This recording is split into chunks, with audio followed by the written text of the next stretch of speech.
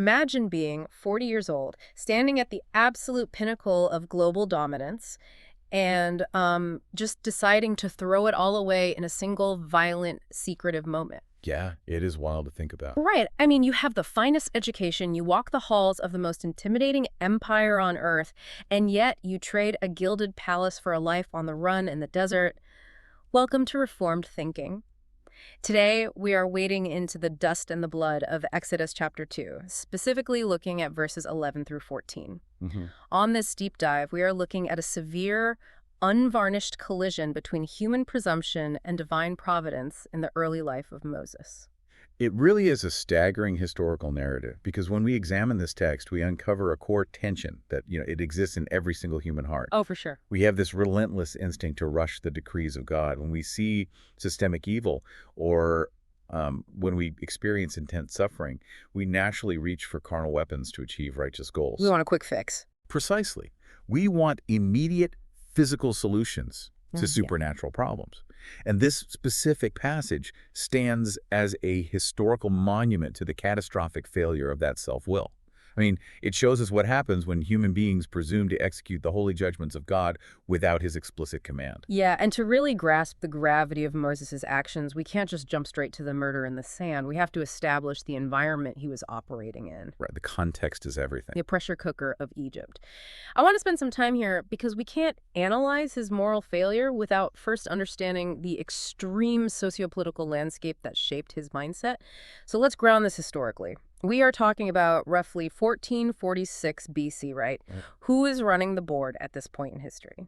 Well, if we use the biblical chronology provided in 1 Kings chapter 6, verse 1, Okay. which places the Exodus 480 years before the fourth year of Solomon's reign, we land right around 1446 BC.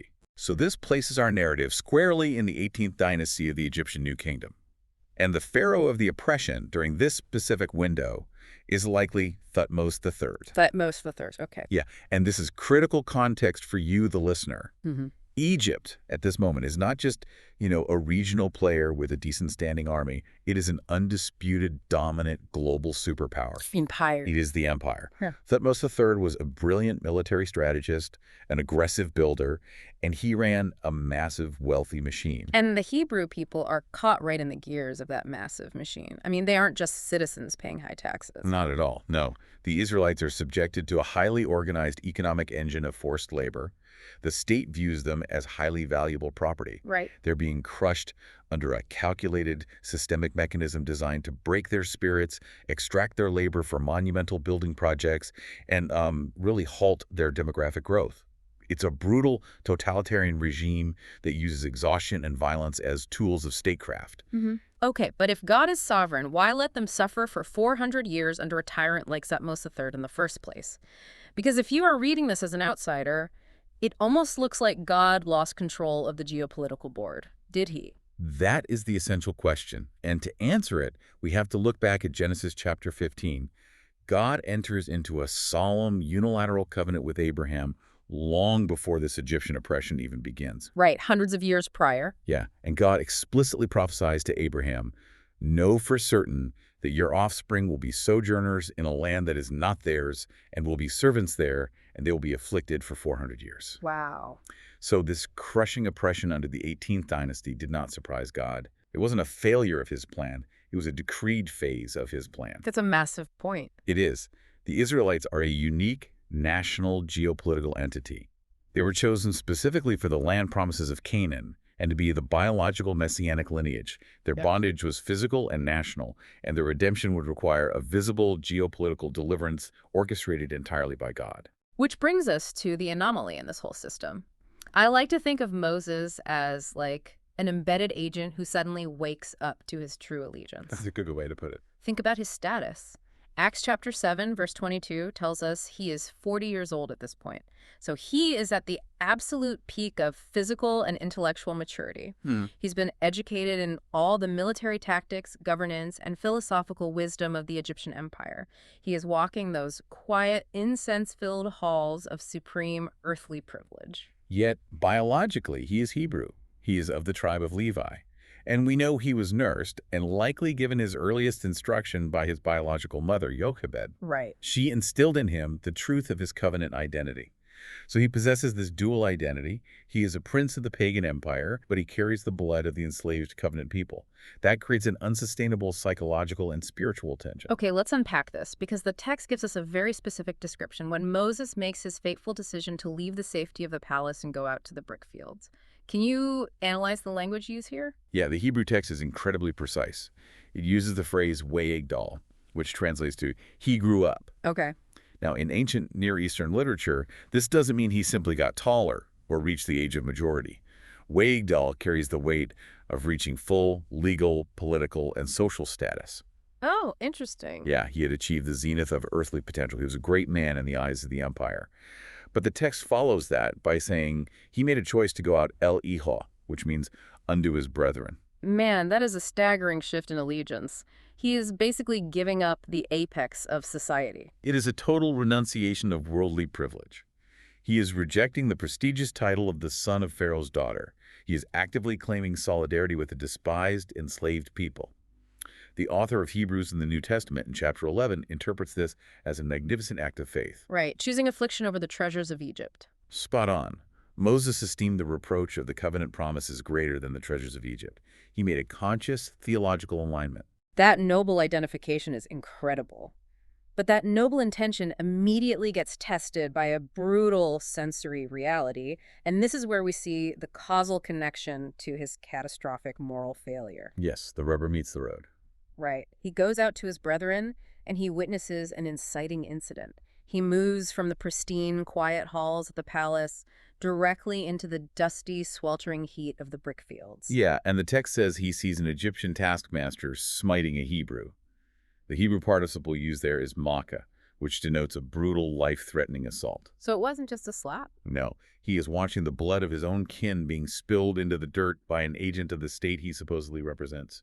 It is a visceral, traumatic shock. So what does he do? Because as a prince, he presumably has legal avenues. I mean, he has a voice in the empire. He bypasses all of it. His reaction to that visceral shock reveals the anatomy of a secret crime. Moses doesn't appeal to the legal machinery of Egypt. He doesn't fall to his knees and cry out to the God of Abraham. He takes matters into his own hands. Exactly. Instead, the text says he looked this way and that. The Hebrew phrase is wayifin kawako. He scans the horizon. Wait, that's incredible. He's acting like a common criminal checking the blind spots of a security camera before doing something illicit. Yeah. Why is this horizontal scanning so telling about his spiritual state in that moment? What is fascinating here is that his horizontal gaze exposes the complete absence of a vertical gaze. Oh, wow. He is checking the environment for human witnesses, but he is completely ignoring the omnipresent, holy gaze of God. He is relying entirely on human secrecy, not divine authorization. When he sees that there is no man watching, he assumes the role of an autonomous judge and executioner. He thinks he's clear. Right. He believes that if no human eye catches him, his actions are justified. And he executes the Egyptian taskmaster. But there is a massive irony in the weapon and the method he uses, right? He thinks he is acting as a liberator, but the language suggests something else. A tragic irony, yes. The text uses the exact same Hebrew root verb, naka, for Moses striking the Egyptian, as it used for the Egyptian striking the Hebrew. So he literally becomes the thing he's fighting. Yeah, Moses, in his burning zeal to deliver his brother, adopts the same violent, oppressive methods of the fallen culture he's trying to fight. He doesn't transcend the pagan system. He duplicates it. He answers carnal violence with carnal violence. And then he tries to cover his tracks. He buries the body in the sand. The Hebrew word is iman. This is such an ancient instinct, hiding sin. We see Adam hiding among the trees in Eden. We see King David trying to hide his sin with Bathsheba through manipulation and the murder of Uriah. Moses tries to use the sand of Egypt to cover up his crime. But it is utter futility to think you can use Egyptian dirt to hide what heaven clearly sees. That is the trap of pragmatism. That is the theological error Moses falls into. He believes he can build a kingdom of righteousness on a foundation of hidden blood. It is like trying to build a skyscraper on a foundation of rotting wood. It doesn't matter how grand the architecture looks, the hidden rot guarantees a collapse. Pragmatism says that if the goal is noble in this case, stopping the oppression of a covenant brother, then the ends justify whatever unauthorized secretive methods are required to achieve it. Right. Moses assumes that his own physical strength and his ability to hide the evidence can substitute for the sovereign timing and public commissioning of God. But a buried body doesn't fix a systemic crisis.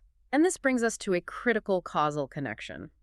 Moses probably goes to sleep that night thinking he has struck a mighty blow for freedom. Oh, he absolutely thinks he's the hero. Right. He returns to the brick fields the very next day, likely expecting to be recognized as a liberator, but he encounters a radically different problem. He steps right into domestic strife. He finds two Hebrew men fighting each other. The Hebrew text uses the word niam, which indicates a fierce conflict, a bitter striving. Here's where it gets really interesting. Because as a modern reader, you might expect the oppressed slave population to be perfectly united in their misery. You expect them to be bound together in solidarity against Pharaoh. But the text completely shatters that romantic illusion. If we connect this to the bigger picture, it reveals a harsh theological reality. The Hebrews are not just physical slaves to the Egyptian empire, they are spiritual captives to their own sin and depravity. Misery does not equal innocence. That's a tough pill to swallow. It is. Yeah. Suffering under tyranny doesn't regenerate the human heart. Oppression doesn't make you holy. Moses is discovering that the enemies of Israel are not just external taskmasters. The enemy is inside the camp. The fracture is internal. So Moses tries to step in and mediate. He addresses the one who is clearly in the wrong. The text calls him Lara, the wicked or guilty one, and Moses appeals to their shared identity. He calls the other man his Re'elah, his neighbor, his fellow, his covenant partner. He is basically saying, we are brothers in the promise. Why are you shedding each other's blood? And the response he gets is a total rejection of his failed arbitration.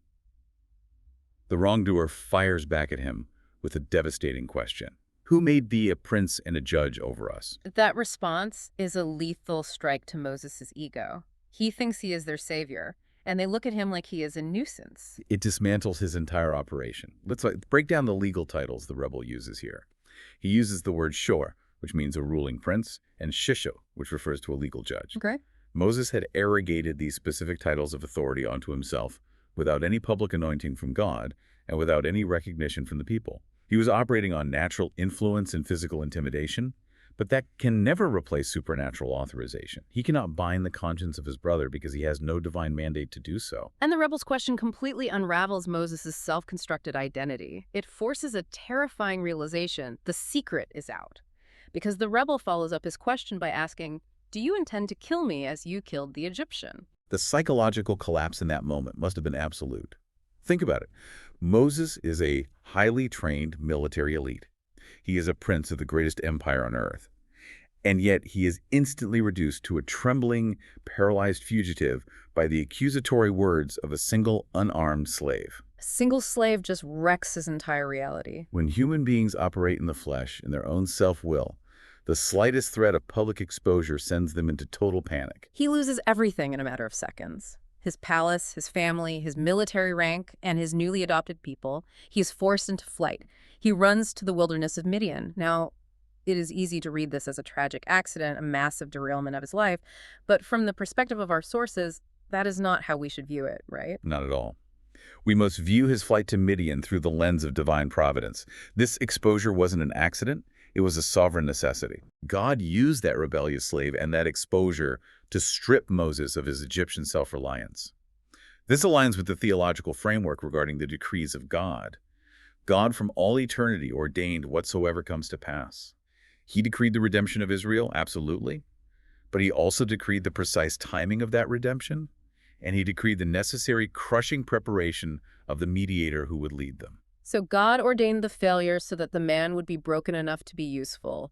The wilderness of Midian was God's severe school. Exactly. Moses needed 40 years of obscurity, shepherding literal sheep in the desert, to forget his Egyptian pride and learn to rely solely on the voice of Yahweh. That is correct. The theological implications here are massive. God doesn't use men who are full of themselves. He empties them first. Let's put ourselves in the shoes of the original audience. If you are an Israelite reading this account, written by Moses himself, while you are wandering in the wilderness decades later, what goes through your mind? Why did he write this down? This raises a fascinating question about authorial intent. Why did Moses document this embarrassing failure for millions of Israelites to read? Yeah, you'd think he'd want to bury that part of the story. You would think so. But he wrote it to intentionally crush their tendency toward hero worship. The wilderness generation was constantly grumbling, constantly looking for a political savior, constantly rebelling against Moses' leadership. By giving them this raw account, Moses is showing them that his own human strength, his military tactics, his Egyptian wisdom all produce nothing but a hidden corpse and 40 years of exile. It's proof that his flesh achieved nothing. Right. He is showing them that human ability is completely useless against the walled cities of Canaan they are about to face. Victory, true redemption, requires absolute reliance on the Lord. The deliverer must be appointed by God, not by his own ambition. That historical failure of Moses functions as a massive, glaring typological signpost. It points directly to the true mediator who would come later and succeed exactly where Moses failed. Let's look at the shadows and the substance here, the Christological typology. The pattern of rejection we see in Exodus 2 shows up again in the New Testament. Yes, the parallels are striking. In Acts chapter 7, Stephen, the first Christian martyr, preaches this exact text from Exodus to the Jewish Sanhedrin.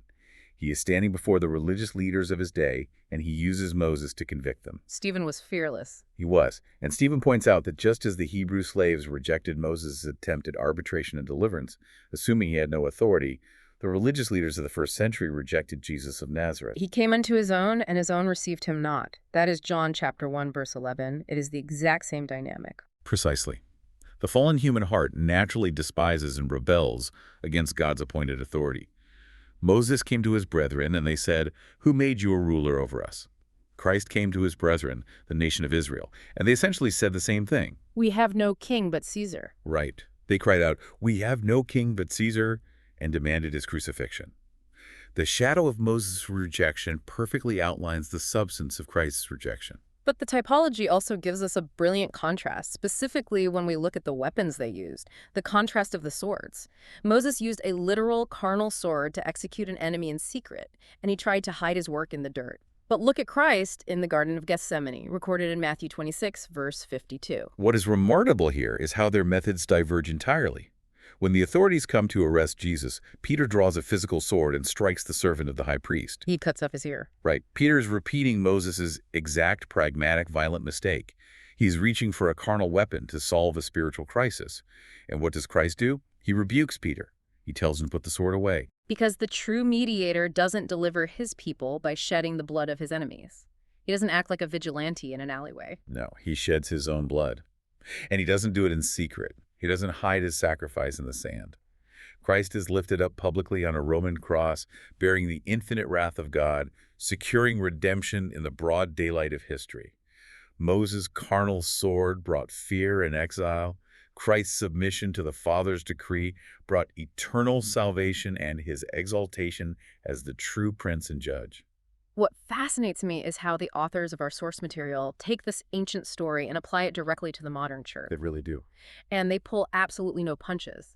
Now, I want to be very clear with you, the listener, right now. We are transitioning into reporting on the source material's modern applications. We are not taking a side on these issues. We are simply laying out impartially the specific arguments and conclusions drawn by the authors of the source text. Yes, our goal here is just to outline their claims. Right. So whether you agree with their conclusions or not, their argument is incredibly sharp. For instance, they outline a strict theological critique of Arminianism. How does Moses' failure relate to the debate over free will? The source views Moses' disastrous intervention as a definitive refutation of Arminianism.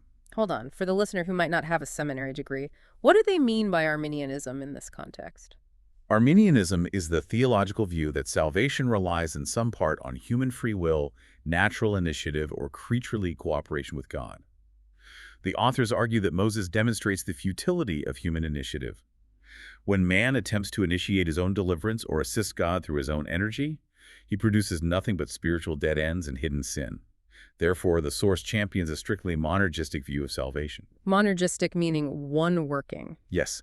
Monergism argues that true deliverance is solely the sovereign, unmerited work of God from beginning to end without any cooperative human effort. It is God raising the dead, not God giving medicine to the sick. The source uses Moses to prove that the flesh profits nothing. The authors also take these concepts and apply them to today's cultural landscape, specifically targeting how Christians engage with societal issues. They look at Moses acting as a vigilante, and they draw a straight line to modern ideologies. Yes, the source issues a heavy rebuke to critical race theory, or CRT, and modern social justice movements within the visible church. The authors argue that these ideologies act much like Moses did in his early maturity. How so? Well, according to the source, these movements attempt to solve real societal oppression and structural burdens by using secular, carnal weapons, political agitation, and neo-Marxist sociological frameworks. So they see a direct parallel between Moses striking the Egyptian taskmaster with an Egyptian sword and modern activists using secular sociological tools to fight oppression within the church. That is the core of their argument. The source claims that using these critical theories to achieve justice is equivalent to Moses using an Egyptian sword. The argument is that these secular methods only lead to deeper division and a trail of metaphorical bodies in the sand. The source asserts that true reconciliation and justice can never be achieved through secular activism, but only through the heart-regenerating work of the gospel. Again, just reporting the source's claims here. But the source also levels a massive critique at the internal operations of the modern church itself. It attacks what it calls seeker-sensitive methodologies. They look at churches trying to grow their numbers and say, you're acting exactly like Moses in the brickfields. They detail a strong attack on pragmatism in church growth. The authors argue that many modern evangelical churches, driven by a desire for numerical success, adopt the marketing strategies, entertainment models, and psychological tactics of the secular world to build God's kingdom. They are accusing these churches of using Egyptian methods to do Yahweh's work. Yes. The source argues that these churches bury offensive biblical truths in the sand of compromise to avoid cultural pushback, just as Moses buried the Egyptian. They want the results without the reproach. The authors advocate for a complete rejection of these pragmatic methods, calling instead for a return to the ordinary means of grace. The faithful preaching of the word, the administration of the sacraments, and prayer. Precisely. They argue those are the only authorized methods for gathering and building the church, trusting the Holy Spirit rather than human marketing schemes. So what does this all mean for you? We have covered a massive amount of historical and theological ground today. We have talked about ancient empires, biblical covenants, Christological typology, and modern ecclesiastical debates. But let's bring the scale of this deep dive down to the personal level, because the text demands it. This passage forces us to look in the mirror. The most searching question we can extract from this text for the individual listener is this: what Egyptian sand are you using to cover your own unauthorized actions? Oof, that's a heavy question. It is. Where in your life are you relying on your own intellect, your own manipulation, or your own carnal strength to force an outcome because you feel God is moving too slowly? We all have areas where we want to rush the decree. We see a problem in our family, our career, or our church, and we grab the sword because we can't handle the waiting. We do. And the resulting frustration and fear are inevitable when we operate in the flesh. But there is a massive comfort hidden in Moses' failure. The delay you are experiencing in your life right now, the exile you might feel you are wandering in, might not be a sign of God's absence. It might actually be his severe mercy. He's working in the waiting. Yes, he might be orchestrating a wilderness of his own design, specifically to crush your self-reliance, so that when you are finally emptied of your own presumption, you can be truly useful in his hands. God breaks us to build us. What a staggering thought to end on. If you find yourself in the wilderness today, you might be exactly where you need to be. Thank you for joining us on Reformed Thinking for this deep dive into the collision of human will and divine sovereignty. We encourage you to trust the perfect timing of the true mediator, Jesus Christ, who never acted in haste and never hides his grace. Until next time, keep your gaze vertical and put away the sword.